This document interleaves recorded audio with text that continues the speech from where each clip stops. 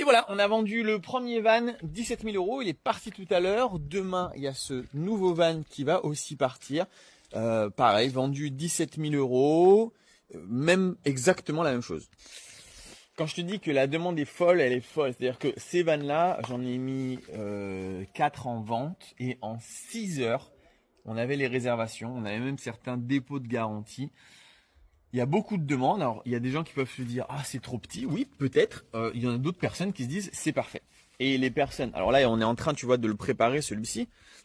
Il y a un peu de boulot puisque lui, il est parti en saison. L'autre qu'on a vendu avant n'avait pas fait de location. Celui-là a fait de la location. Donc, il y a un peu d'amélioration à faire pour que la personne qui l'achète soit hyper bien. Je te rappelle les prix. On achète ce genre de van qui est aux alentours de 2018, 2019, parfois même 2020, aux alentours de 9 500 euros.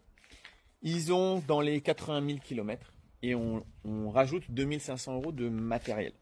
C'est quoi qui coûte cher? C'est essentiellement le store qui coûte très cher, le frigo qui est un véritable frigo.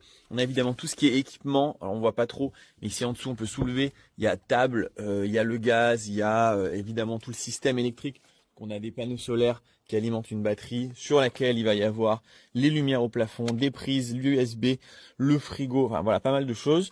Et puis ensuite, le reste, c'est du bois. Mais quand même, il y en a pour 2 500 euros. Il y a l'isolation aussi, évidemment. Et puis voilà.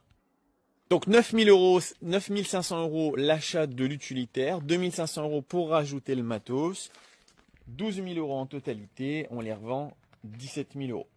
5 000 euros de marge.